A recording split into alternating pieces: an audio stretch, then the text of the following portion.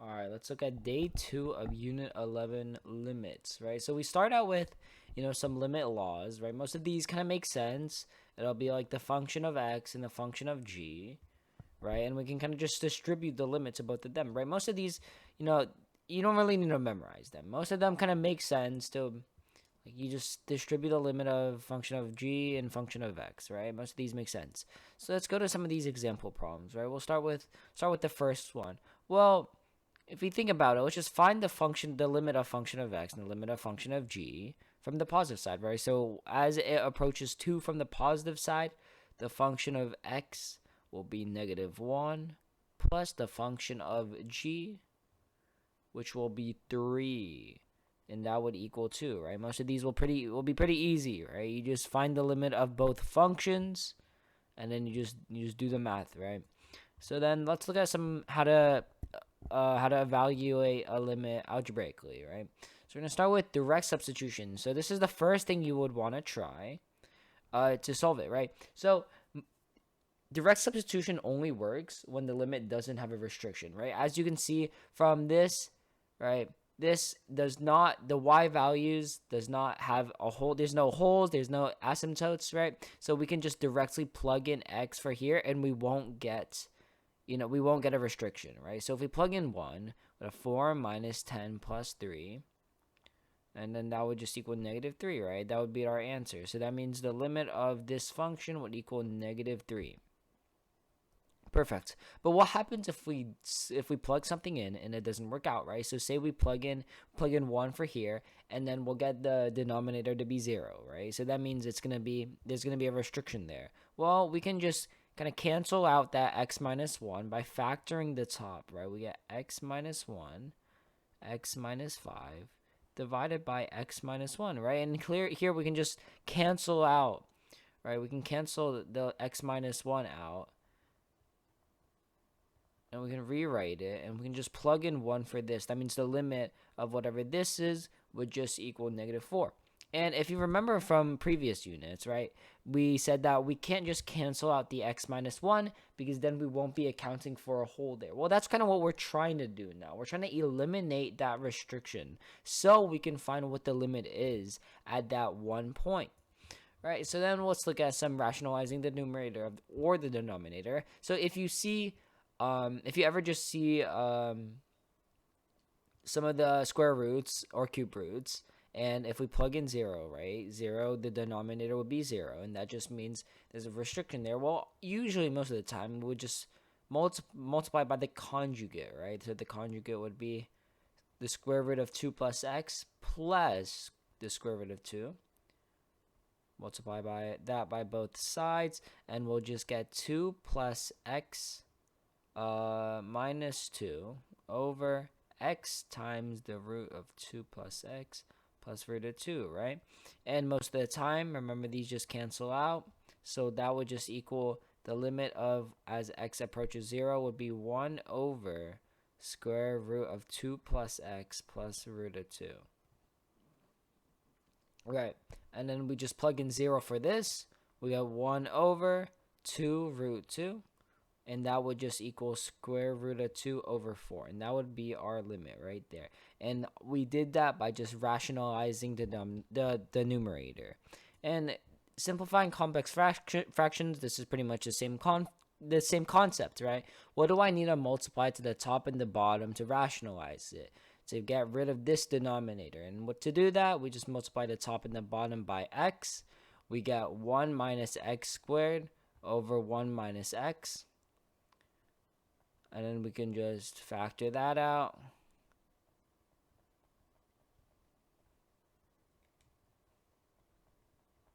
Simplify it. We get the limit as x approaches 1 plus x, which equals 2. Right? And we did that by just rationalizing the denominator and the numerator. And the piecewise function, it gets kind of different, right? So piecewise function is when there's two different types of functions for whatever the x value is, right?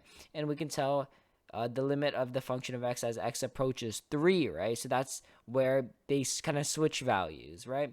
But remember, the limit is not what that x value is defined at, but it's as what it approaches, right? So that means as it approaches from the left and the right sides, in order for there to be a limit, they have to equal each other, right? So let's first find, as it approaches from, because x has to be larger than 3, as it approaches from the right side, let's find out what the y value would be. And to do that, we just kind of substitute it in, right? We substitute 3 for this x value. So that means as the limit of x to the third power, as it approaches from the positive side, because x is larger than 3, of the function of x, that would equal to 3 squared, which would equal to 9. And then as it approaches from the negative side, right, that's x is less than negative 3, of the function of x, that would equal 3 times 6 is 18, minus 4 is 14, right? So that means, as you can tell, these guys do not equal each other, right? So that means the limit of x as x approaches 3 at the function of x does not exist, remember, because they have to equal each other in order for it to exist. They have to approach the same value from the left and the right side. This is pretty much the same thing here. And then we'll look at some absolute values, right? So the best way to think about this conceptually is for you to graph it, right? So say, we'll say we'll have like, so usually if it's, say x over something like this, that would look like, this. Well, we can just plug numbers in, right? We'll say if x equals 2, right? 2 minus 3, that's negative 1 over 1 equals negative 1. Right, so that means as if x is 1, we would have negative 1. So we know this point. And let's see 0, right? We get negative 3 over 3, right? So that's still negative 1. So let's have this negative 1 here. And then let's go, 3 is a restriction, so let's look at 4, right? So we know this is going this way. So let's look at 4. 4 minus 3 is 1. 4 minus 3 is 1. So it's been a positive 1. So we know this is kind of where the graph looks like at x equals 3, right? So we know the graph on the top level, it's going to the right. On the bottom, it's going to the left, right? And we did that just by plugging numbers in, right? The easiest way would be plugging the numbers 2 and 4, the numbers of round 3, and kind of figuring out where those values are going, left or right, right? So we can tell just by this graph that this limit does not exist because they don't approach the same value. Oh, if the limits of x to the third doesn't exist, right? But we're looking at as it approaches 3 from the negative side, right? So from the left side, as it approaches 3 from the left side, that would equal negative 1. As it approaches from the right side, that would equal positive 1.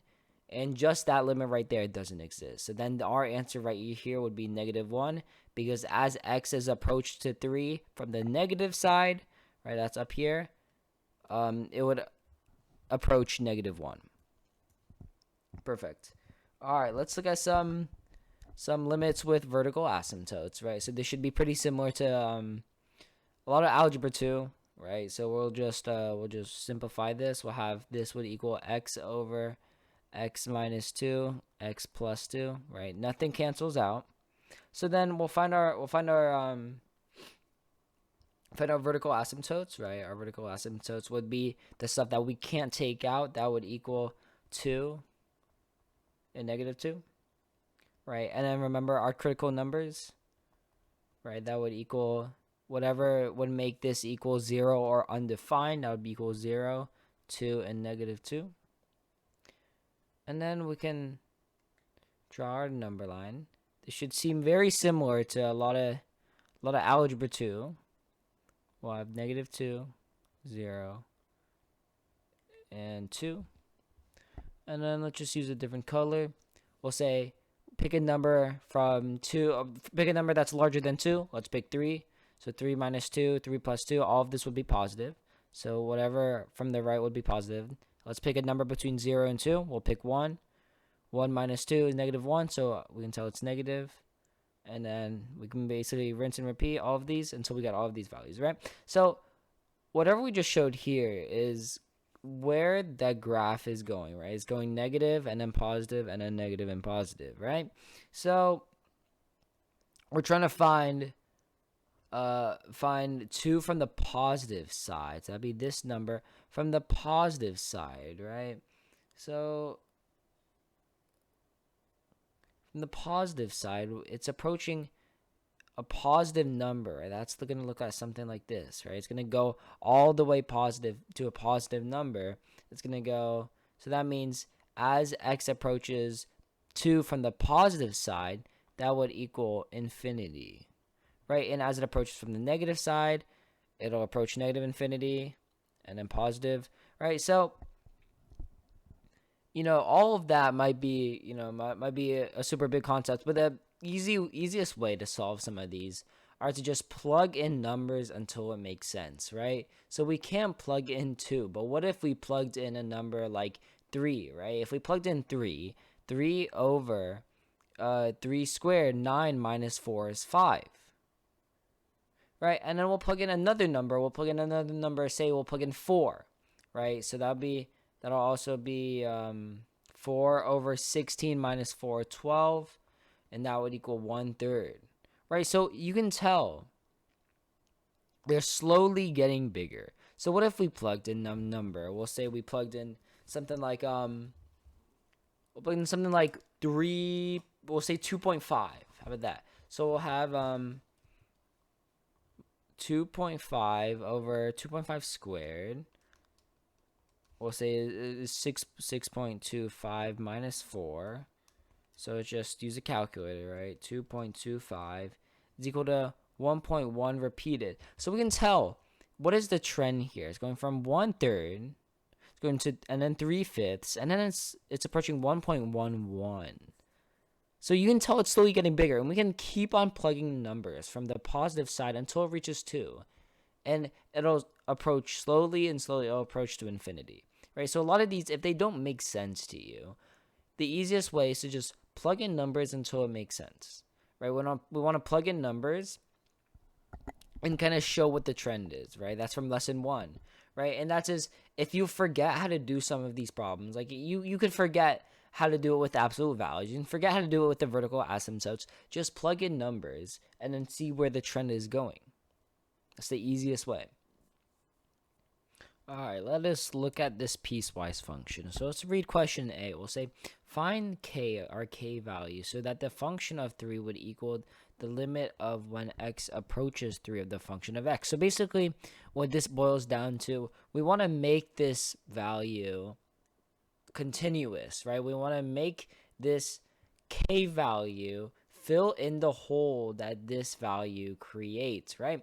So in order to do that, we would need to find what the limit of when x approaches 3 of this top function right here, in order for us to find our k value, which will fill in that hole for us. So that's basically all it's saying, right? So what we want to do is we just want to find what the limit of x approaches 3 of this function right here, right? And then remember, first thing we want to do is direct substitution.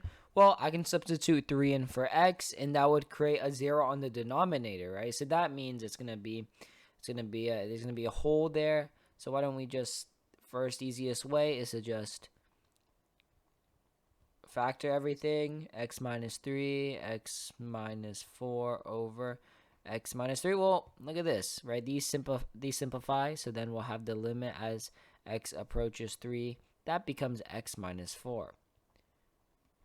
And that would equal 3 minus 4 would equal -1. So we now know that there is a hole at x, or there's a hole at 3 and -1, right? So when at that 3 value, the hole is going to be at -1. So what does our k have to be then? Our k has to be at that y value of -1 to fill in that hole. So our k value has to equal -1. That is our k value in order to make the graph continuous, or in order to fill in that hole. So with that k assigned to the value of the limit of what we just solved, show that the function of x can be expressed as a polynomial, right? So basically that just means what will the function b as a polynomial with that k value, right? So it's basically saying, what is that going to be without the whole? Well, we just solved it up here, right? We have this whole x minus 3, x minus 4, and what we did right here was we canceled the whole out by dividing out the x minus 3, right? We canceled out that restriction, so that means our function of x would just remain as x minus 4, right? Our x minus 4 is that function without that whole, right? And that's just the answer right there. That is the polynomial that we have. And that's pretty much just all of day 2, right? It's just all of these intuitive limit laws, and then we have just, applying those by reading a graph. And then we have all of these, which may look like a lot, but a lot of these are the rinse and repeat, right? So same with what I would group is direct substitution. You don't even need to remember, right? That's the first thing you do to solve a limit is, can I put my x value in there without creating a restriction, right? Factoring should also be very intuitive, right? That's the easiest way to cancel out something. And then 3 and 4 kind of go hand in hand, where you try to simplify or try to rationalize the denominator and numerator by either multiplying it by the least common multiple, or you multiply it by the conjugate, right? And then piecewise functions are a little more conceptual, but you just want to remember that the limit of when it comes from the positive or the negative side, they have to equal each other, right? And we do that by just plugging in values also, right? Coming from the positive or the negative side. And then that would be the same with this one. And then these 7 and 8 are the easiest to forget, right? But a lot of the times you can just plug in numbers. Like both of these, I plugged in numbers, I plugged in values where we can kind of show the trend on where it goes, right? And then for the example number 3, this should also be very similar to the piecewise functions. Pretty much the same thing. We just want to make it continuous, and by doing that, we just solve that same limit, right? So that should be, most of this should be pretty intuitive, apart from 7 and 8, right?